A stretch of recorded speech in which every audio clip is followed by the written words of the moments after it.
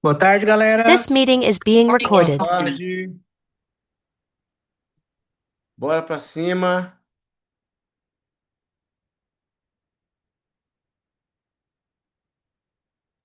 Bora pra cima. Ó, já vamos chegar chegando. Eu quero saber quem teve aí nessa semana algum causo, alguma coisa, alguma conquista ou alguma coisa boa pra contar pra gente. Foi tudo normal, não aconteceu nada, saiu do trilho, ou teve alguém que teve alguma coisinha aí boa pra gente compartilhar? Antes da gente, enquanto o pessoal vem chegando, pra ninguém perder o assunto. A gente vai compartilhando boas práticas, né? Boas práticas. Hoje aconteceu um caso muito interessante aqui, né? Eu estava conversando com uma secretária de outro médico, na verdade, né? É, suspeita de furto de medicamento. Vocês já tiveram na clínica de vocês? Suspeita de furto de medicamento. É a, é a primeira, segunda, terceira, quarta vez. Quarta vez, não na minha clínica, graças a Deus, né? Quatro que eu digo em outras clínicas que eu acompanho. E, gente, sem emoção, viu? Zero emoção, a solução é bem simples. A primeira delas é câmera, né? Alguém sabe o que você tem a legislação comum e você tem algumas resoluções dos conselhos e da Agência de Regulação Sanitária. Você não tem nada dizendo, regulando especificamente sobre o uso de câmeras. Mas uma vez, logo no início, quando a gente ainda não tinha noção de legislação, eu mandei botar uma câmera lá na sala de injetáveis e a câmera ficava bem de frente pro medicamento, né? E aí, como a clínica muitas pessoas frequentam, não só o nosso ecossistema, o nosso, né, ecossistema ali, são outros médicos, outro pessoal, eu botei a câmera ali na frente. E aí um paciente reclamou, né? Pergunto, esse paciente estava certo ou estava errado? Ter reclamado que tinha uma câmera dentro da sala de injetáveis. Quem aí tem câmera dentro da sala de injetáveis? Aqui tem. Quem tem sala de injetáveis, né? Procedimentos, e quem aí tem câmera lá dentro? Tem. Muita gente tem, né? Tá.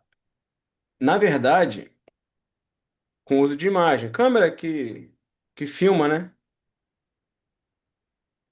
Aquelas câmeras de segurança, né? Não, não, é que você falou se ele estava certo ou não. Eu acho que se a Ah, pessoa tá. está sendo gravada, ela usa o uso da imagem dela, né, no caso. É. Então, na verdade é o seguinte: você pode filmar locais locais públicos, né? Locais em área aberta e locais públicos. Por exemplo, eu tenho uma casa de aluguel, né? E aí eu posso filmar, gravar locais que são considerados públicos. A varanda, o terreno, onde pessoas podem circular ali. Eu não posso deixar uma câmera dentro do quarto, por exemplo, dentro do banheiro, né? Na clínica é a mesma coisa, praticamente.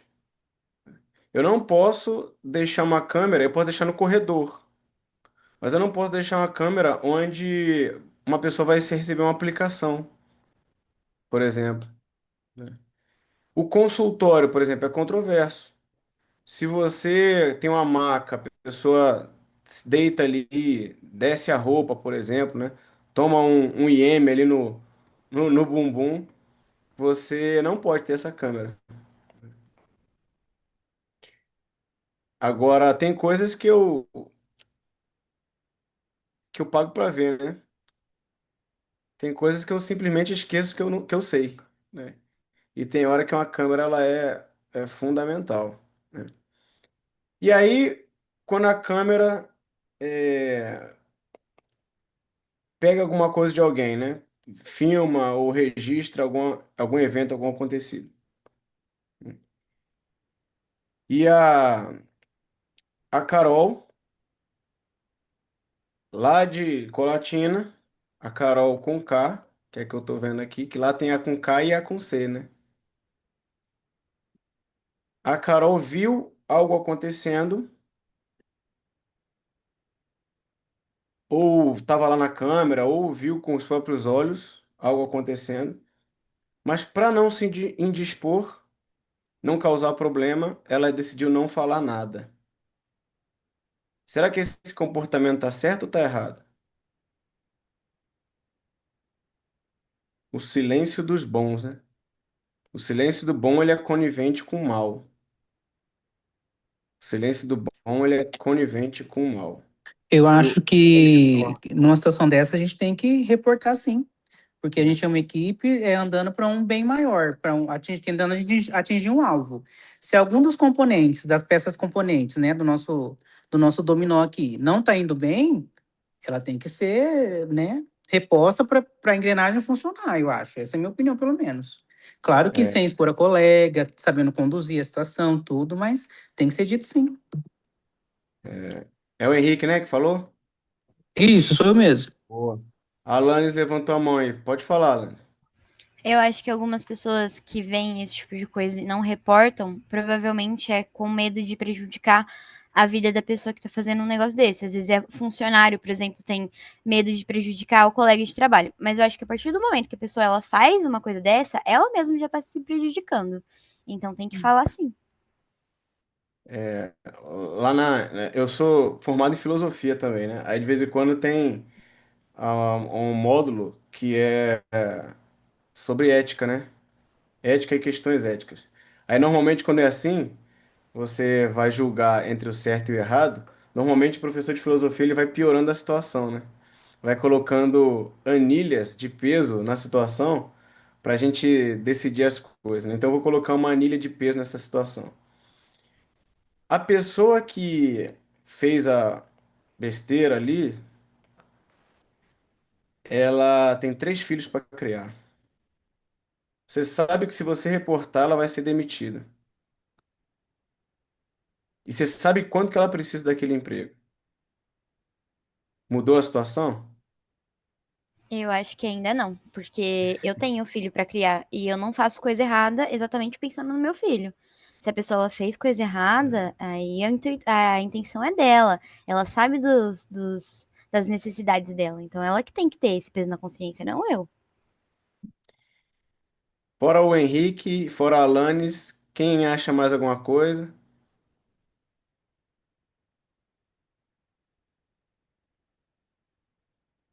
Alguém acha alguma coisa ou ninguém acha nada? Não sei se está certo, não sei se está errado. Recapitulando lá, você viu ou você pegou ou viu pela câmera alguém botar um medicamento aqui aleatório, né? Um que é bem baratinho, que muitas de nós usamos aqui, a tal da tirzepatida.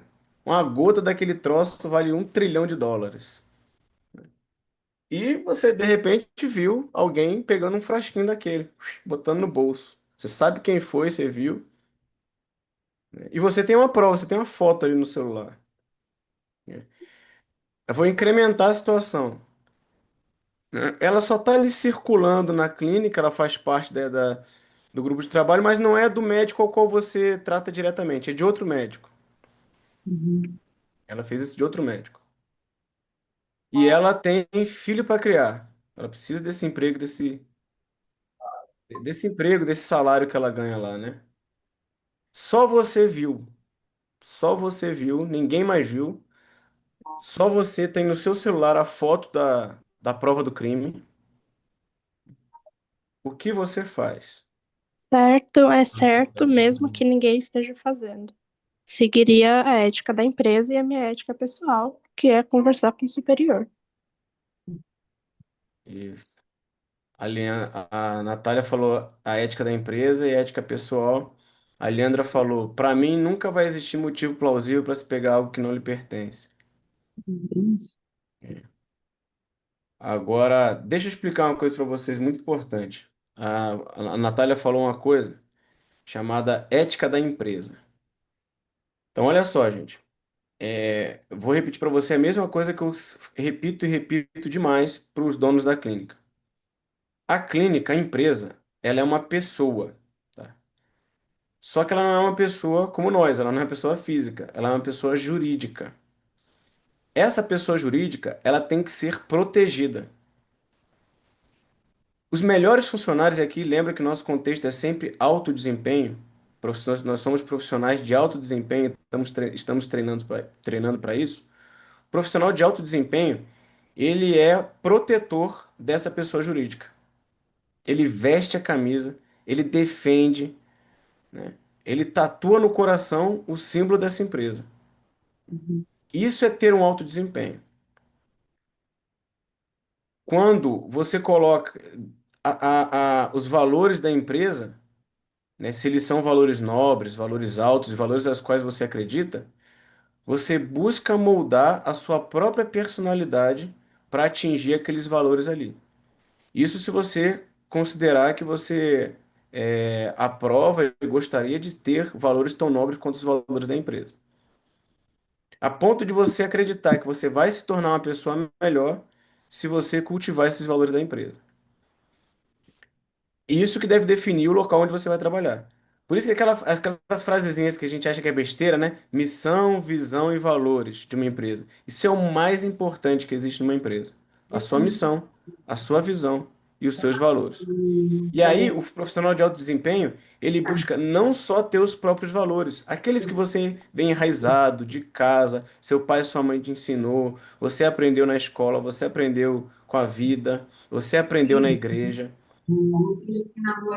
Você precisa buscar sempre valores mais altos do que o que você próprio tem.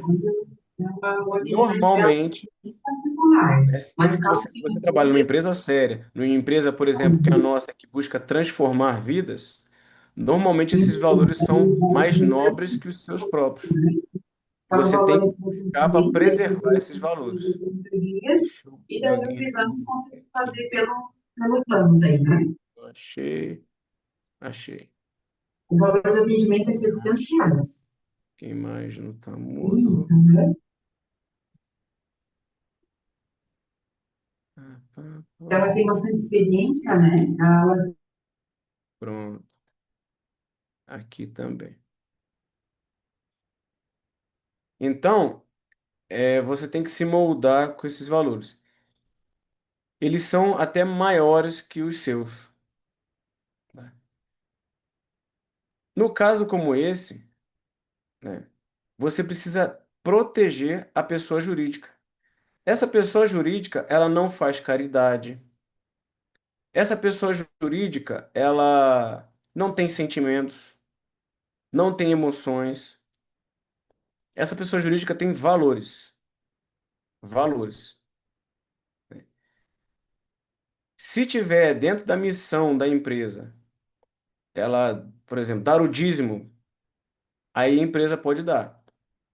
Se não tiver isso na missão da empresa, no escopo da empresa, ela não pode, por exemplo, dar um medicamento de graça para alguém usar.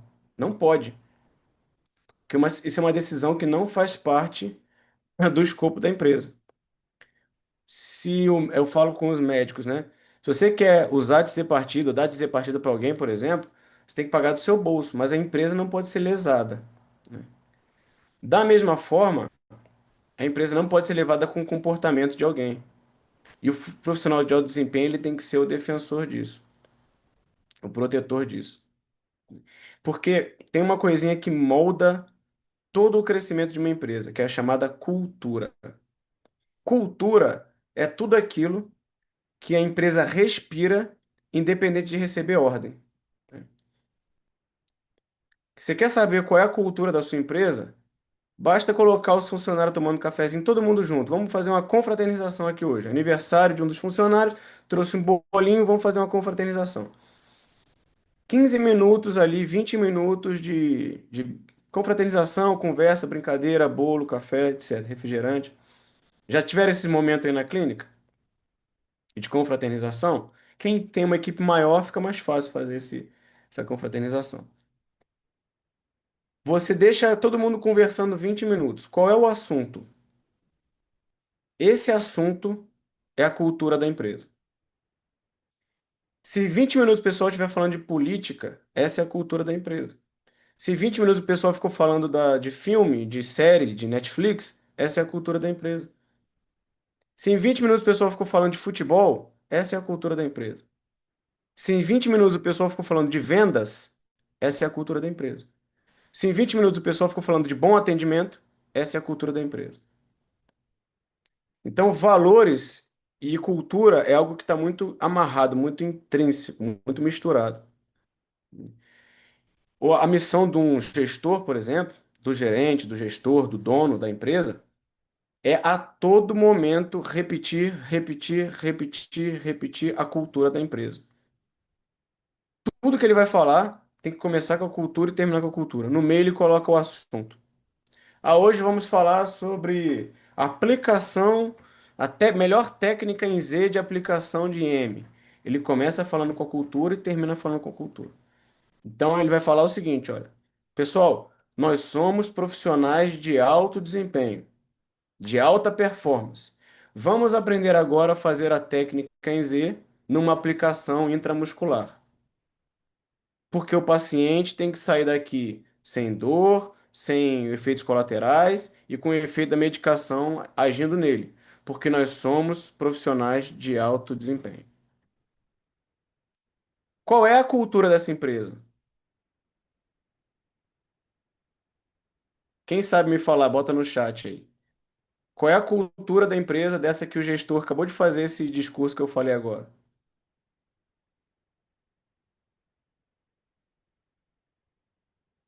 Excelência. É isso. Alto desempenho, alta performance. Essa é a cultura da empresa. E aí o gestor, o gerente e os profissionais de alto desempenho, eles estão o tempo inteiro repetindo isso. Nós precisamos buscar perfeição, nós precisamos buscar excelência. O que que eu vou fazer para buscar perfeição? Cara, eu cometi uma vírgula aqui no meu texto, na abordagem do paciente, mas eu preciso buscar excelência, eu preciso buscar perfeição. Isso é você moldar a sua vida com valores mais nobres com os quais você tem, buscando atingir os valores da empresa. Aí, respondendo à pergunta, o profissional de alto desempenho ele não tolera quebra de valores da empresa. Ele não tolera isso. E aí, se esses valores forem quebrados, a empresa quebra. É isso que ele tem que ter em mente. Então, é mais ou menos o seguinte: eu, Thiago, não gostaria de fazer isso. Eu não quero fazer, eu não quero é, avisar o meu gestor, ao dono da clínica, que aquela funcionária cometeu tal coisa e mostrar a foto e dizer tudo o que aconteceu. Eu não quero fazer isso. Só que se eu não fizer, eu vou destruir essa empresa. Os valores dessa empresa vão ser destruídos. E quando os valores são corrompidos, tudo se corrompe. É com esse pensamento. Há quem possa não entender ainda a força e o poder que a cultura tem sobre todas as coisas, né? A cultura molda a nossa sociedade, pô. Há quem acredite que o Império Romano caiu por causa da invasão dos bárbaros. Não foi por causa disso. O Império Romano ele decaiu porque ele se corroeu por dentro. Declínio dos seus valores, da sua cultura. Você pensa assim, ó, os grandes exércitos antigos, Império Grego, Persa, próprio Romano, vocês já perceberam que eles não só tinham como preocupação dominar territórios? Quando os romanos tomaram posse, né, do território dos gregos, primeira coisa que eles fizeram foi renomear seus deuses, impor a sua língua. Os gregos também fizeram muito isso quando eles dominaram os persas, por exemplo. Primeira coisa que vocês vão fazer é falar a minha língua. Vocês vão ter agora a minha cultura, não mais a cultura de vocês. Porque cultura é dominação. O maior poder que um exército tem não está nas armas. O maior poder que uma nação tem não está no fuzil, está na cultura. Você domina a sociedade inteira com a cultura. Você domina a empresa inteira com a cultura. Qual é a cultura da sua clínica? É só chegar, trabalhar, entrar na hora, sair na mesma hora e ir embora? Essa é uma cultura mesquinha, né? Uma cultura medíocre. E aí, quando você vai para sua empresa preocupado com as suas coisas, com as suas tarefas, com as suas obrigações pessoais, com os seus assuntos pessoais, você automaticamente se torna uma pessoa medíocre porque perdeu a oportunidade de viver valores, uma missão, visão e valores nobres. Você prefere se fechar no seu próprio mundo ao invés de cultuar valores mais nobres que os seus. É a todo momento você, porque jamais dividam vida pessoal de trabalho. Jamais dividam vida pessoal do trabalho. Ah, não, uma coisa são os negócios, uma coisa é o trabalho, outra coisa é minha vida pessoal. Não, aqui no meu trabalho ninguém tem nada a ver com a minha vida pessoal. Ou aqui na minha vida pessoal ninguém tem nada a ver com o meu trabalho.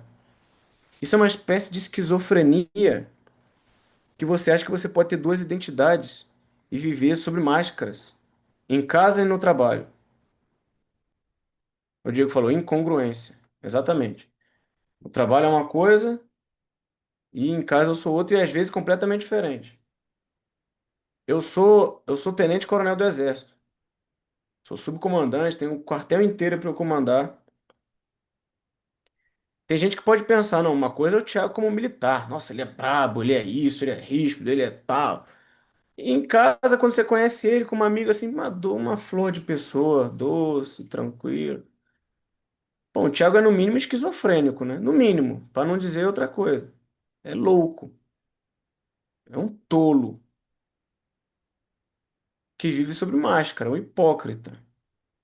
Beleza, eu vou estar entrando em contato aqui com ela então de novo, Quem é o tá? Thiago? O Thiago, ele é tenente-coronel do Exército, ele é gestor de clínica, ele é mentor. E lá no Exército eu sou mentor, eu sou gestor de clínica. E na clínica eu sou o tenente-coronel do Exército. Eu sou uma pessoa só, eu sou eu.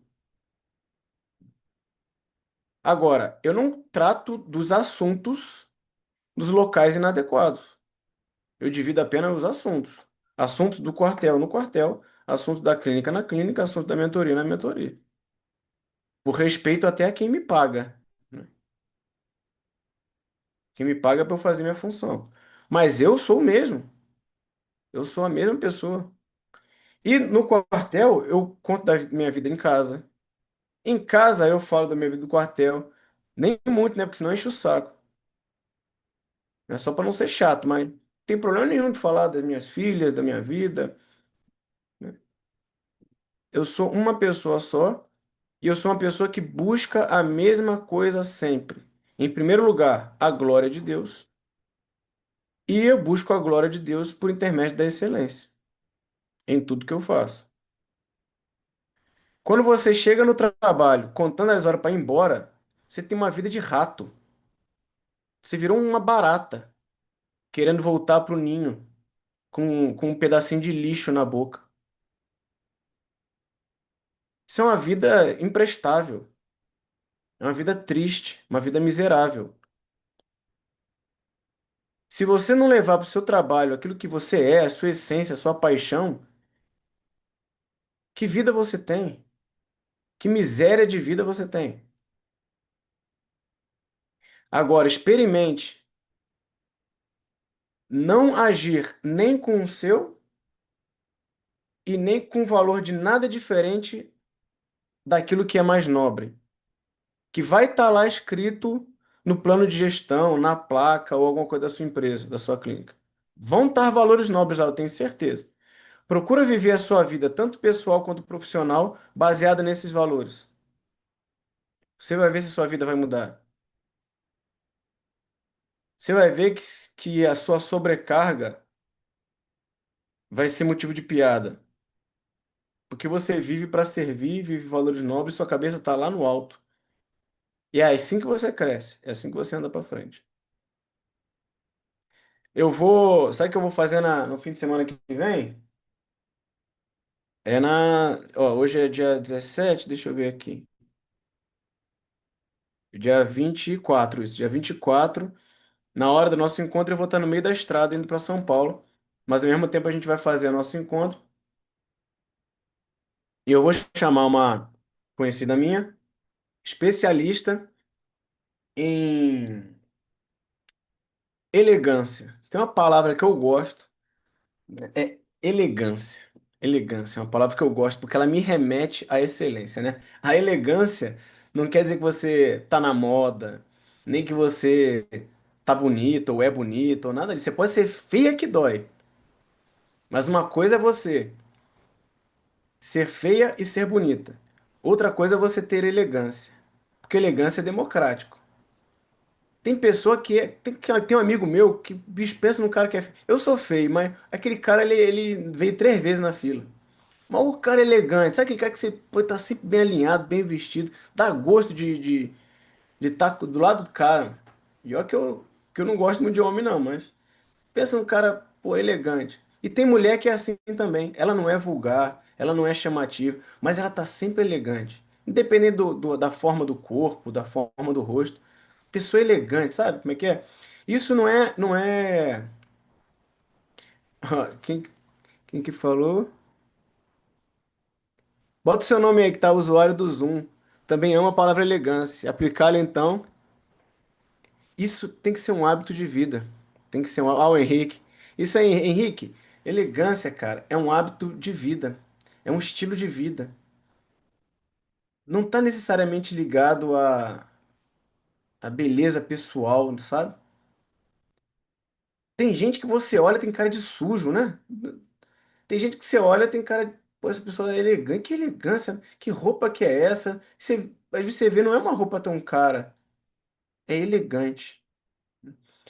E aí a gente acredita que isso é um acaso, né? Que é, sei lá, a pessoa é assim. Não.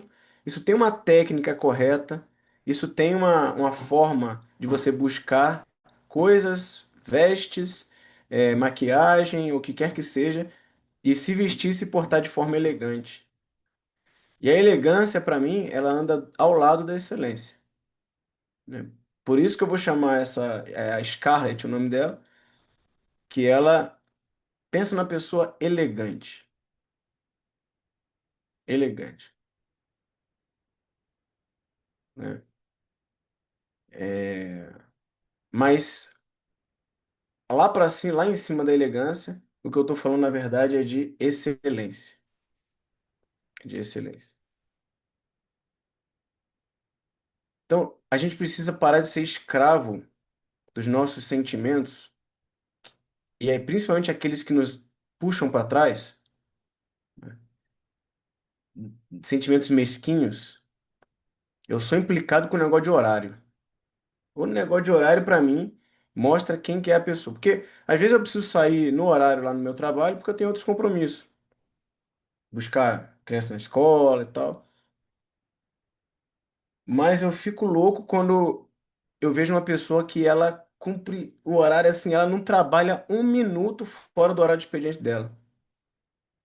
Ela divide a cabeça dela, que é trabalho, aqui é pessoal, e quando eu tô no trabalho eu tô sofrendo. Louco pra isso terminar logo pra eu ir embora. Pra parar de sofrer, pra ir pra casa. Sabe o sextou? Sextou é coisa de gente medíocre. Ah, é sextou, agora eu posso me divertir, agora eu posso relaxar, agora eu posso tomar minha cervejinha. Ou você. Gente, o que eu tô falando aqui talvez você se enquadre nisso, talvez não. Tá? É um fato, tá? E eu posso dizer isso porque, estando ao lado de pessoas que buscam excelência, buscam crescimento pessoal, profissional, eu, eu fui numa palestra. Quem que tava? O Diegão tá aí, não? Tá aí, né, Diegão? Diegão tava lá comigo. Escuta essa, Diegão. Opa. Eu tava lá naquela palestra em Fortaleza, aí tinha um camarada lá que fez uma apresentação sobre os resultados dele, os resultados do cara, né? E ele preza muito, busca muito essa questão da excelência. O Alexandre Cauê, o cara parece um samurai. Sabe que é esse cara que você fala assim, cara, bicho, qual é o que é defeito desse cara? Mas deve ter algum defeito aí. Não é possível, cara.